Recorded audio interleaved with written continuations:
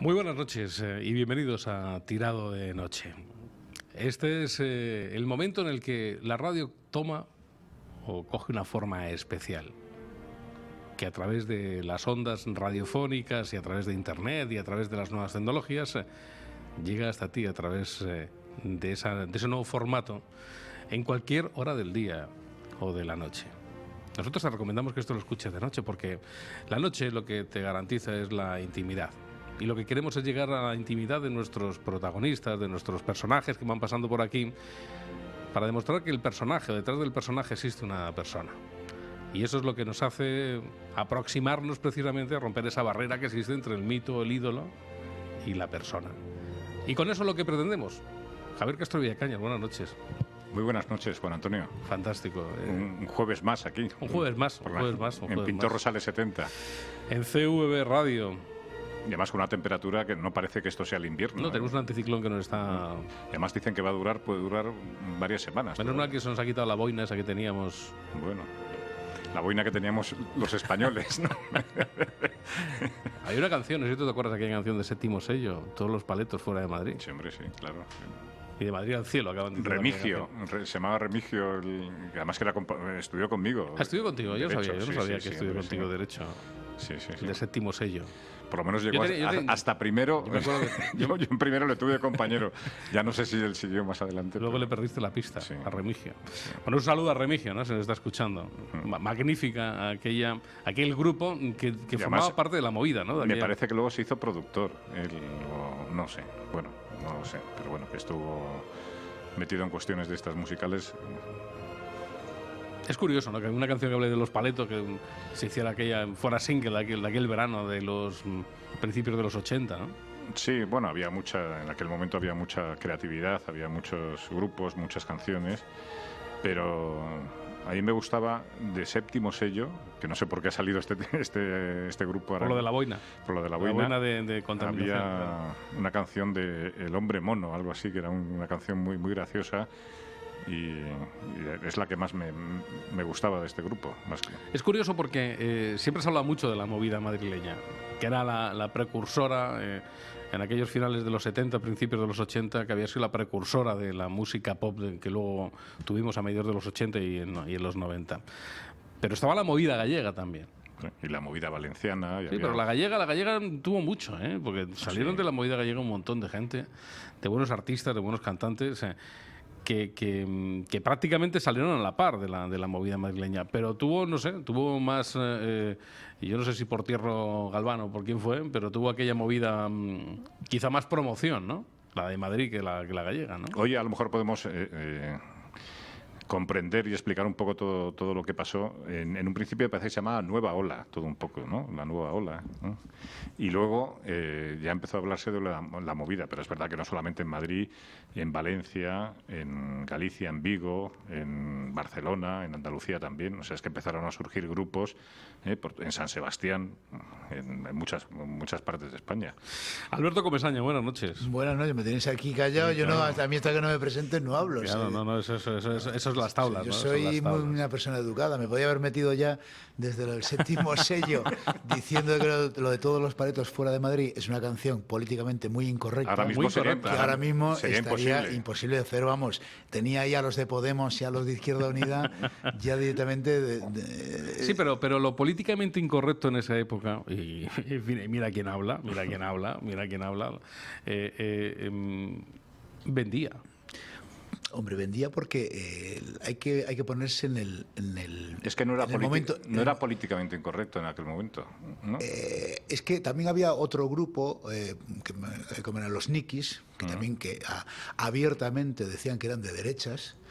Y tenían su público y lo respetaba todo el mundo. O incluso el Gabinete Caligari en los conciertos, en plan de coña, decía somos fascistas. Sí, así se presentaron. Y así se presentaban. Entonces, pero cosas... Loquillo tenía una canción que era La Mataré.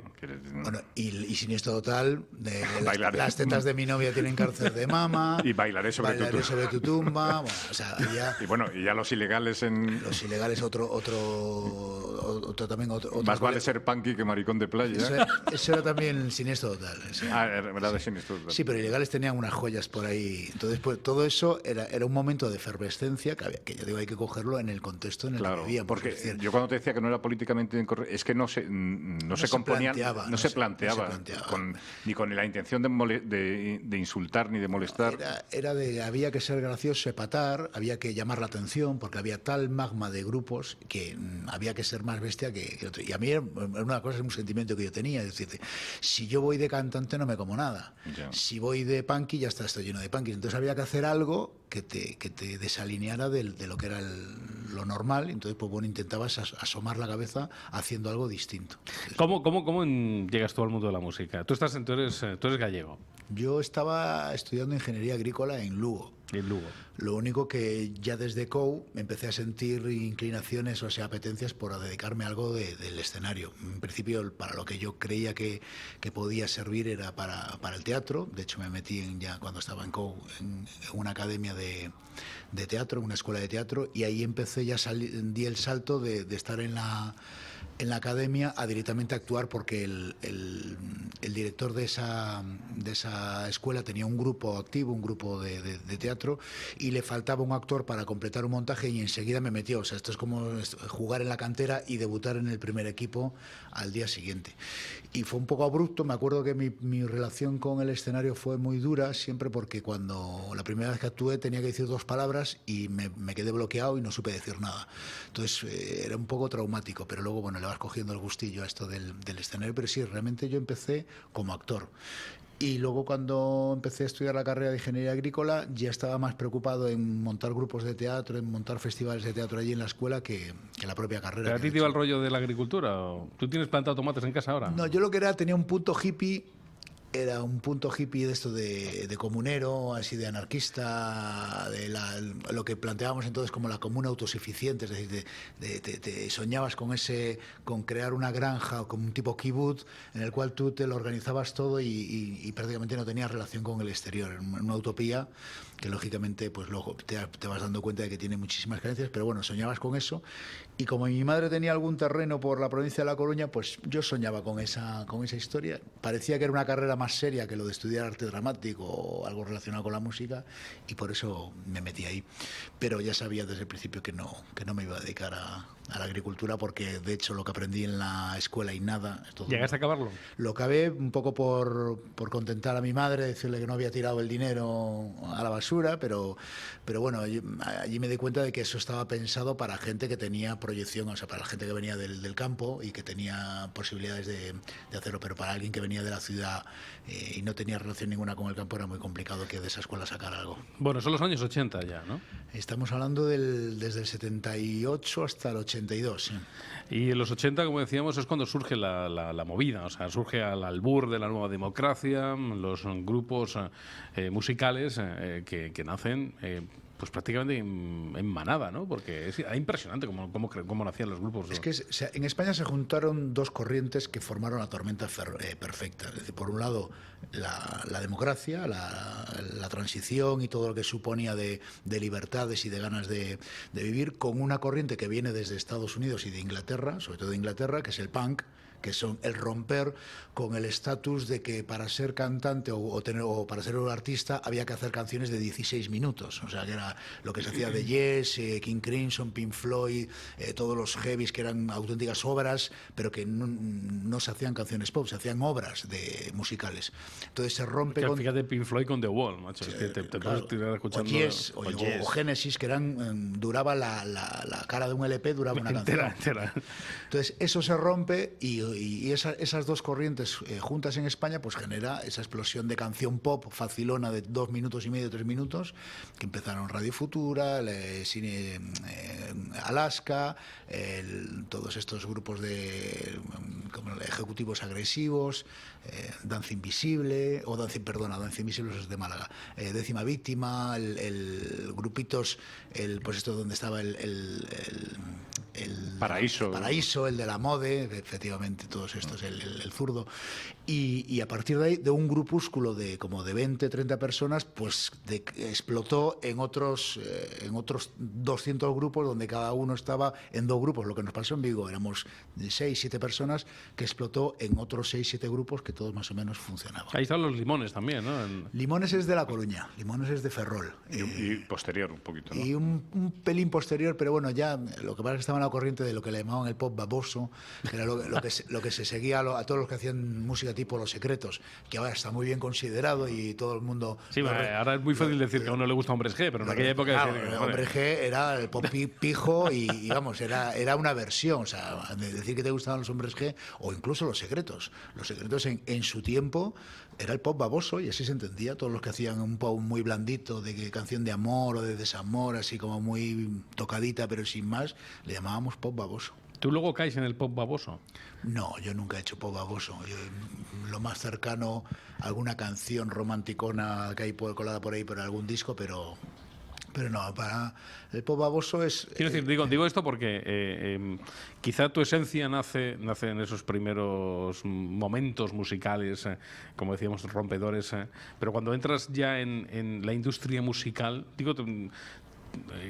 el pop baboso ese empezó a vender y se dieron cuenta de que era un filón económicamente hablando, ¿no? No, yo estaba en otra corriente que era Semenaba. Nosotros estábamos... No, Semenat, no me hablo de amistades peligrosas. No, pero después, te digo claro. que con Semenab... Claro, con Semenat, no, hombre. Con claro. Semenab hacíamos un pop más blando de lo que nos adjudicaba el nombre, porque nosotros por nombre en las discográficas o en los cortes ingleses nos ponían junto a la Polla Records y a las Vulpes, o a grupos muy punkis, ¿no? Cuando realmente nosotros estábamos más cerca musicalmente de algo mucho más comestible.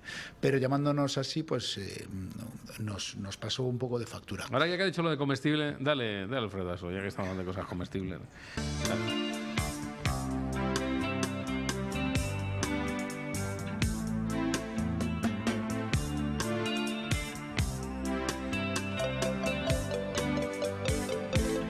Te debes callar y vas a saborear el exquisito manjar que me pongo en tu Bueno, boca. ese hombre es provocativo, ¿eh? O sea, provocativo era. Sí. Era provocativo. Bueno, provocativo el nombre del grupo, Semenat. Me hace gracia el cómo impostaba la voz ahí, cómo la engolaba, y lo de las haciendo, que todo el mundo me pregunta, ¿por qué dices lo estás haciendo? Me dice, porque es más fácil decir lo estás haciendo que no lo estás haciendo. Y entonces jugaba con un poco un toque así caribeño, pero que... Bueno, a ver, el nombre del grupo. Pero yo voy a contar una anécdota cuéntame.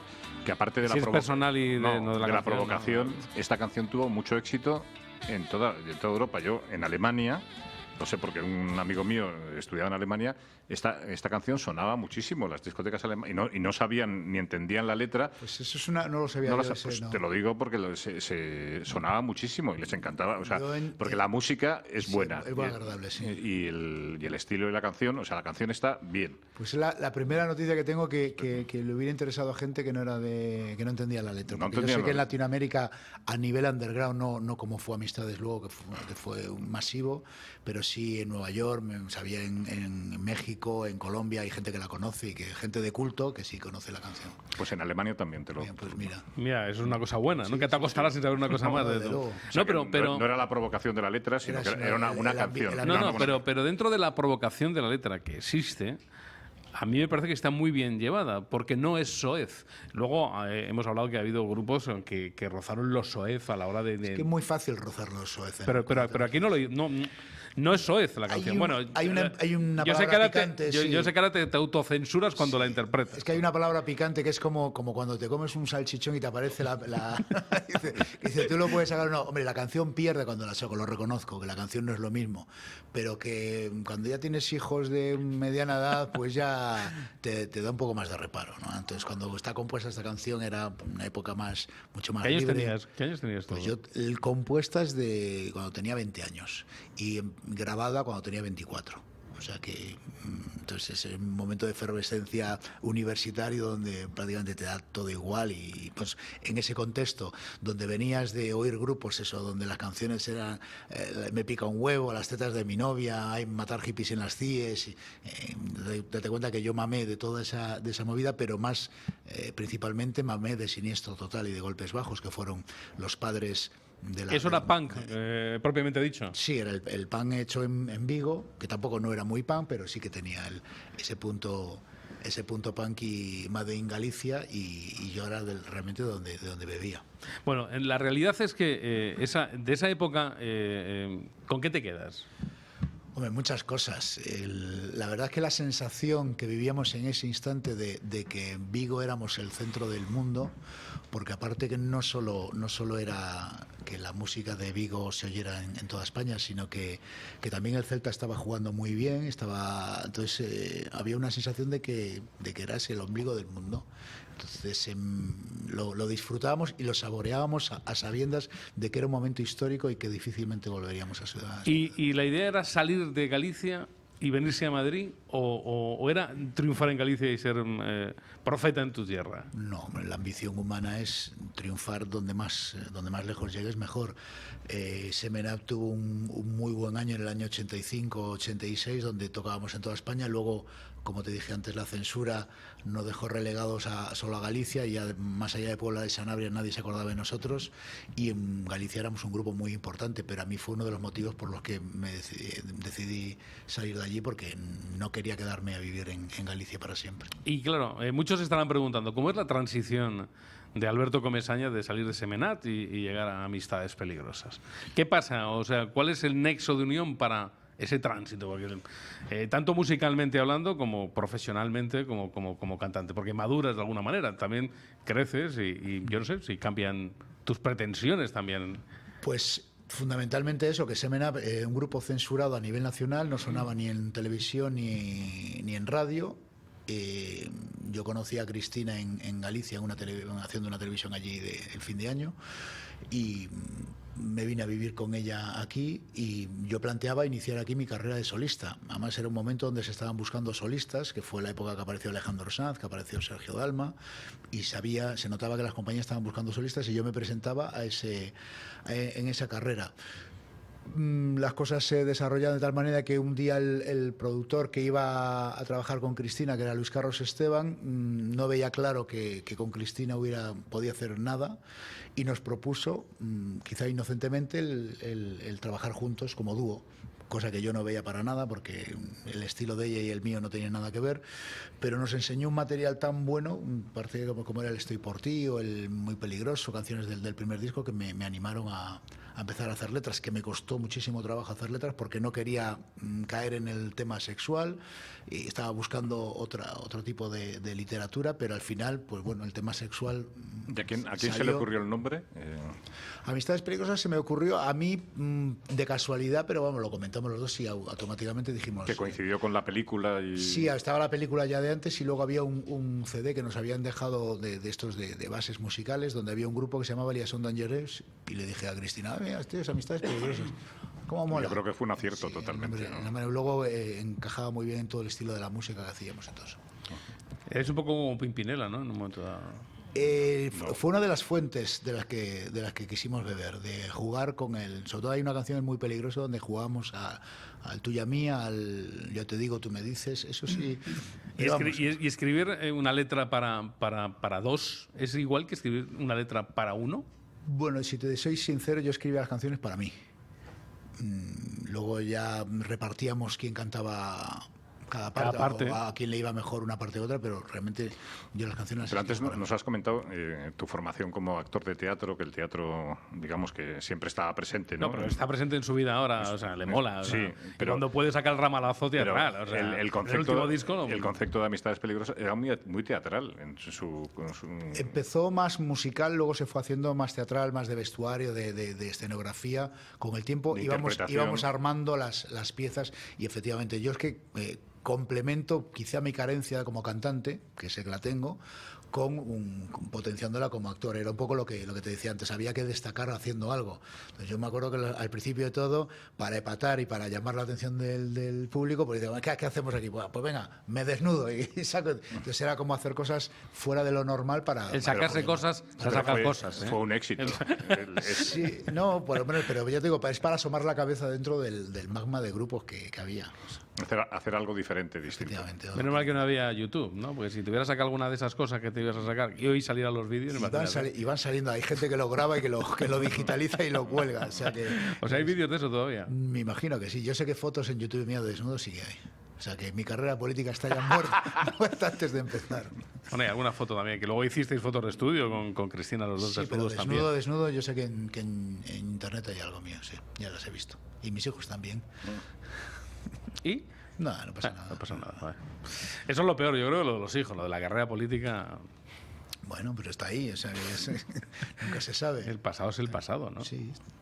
Y hay que asumirlo y hay que Pero yo creo ser consecuente. El grupo Amistades Peligrosas yo creo que fue un acierto en su concepto, en su ejecución, en su música, en sus canciones. Fue un éxito total. O sea, yo creo que eso es indiscutible. No, yo creo que sí. Sí, tuvimos desde el año 92 hasta el 98, como decía yo, jugamos siempre, no la Champions, pero sí la Europa League la jugamos todos los años. Hombre, jugaste en primera división. En primera división, por supuesto, pero digo que incluso de los grupos que estaban ahí, de quinto, sexto más vendedor de todos los años. Escuchamos.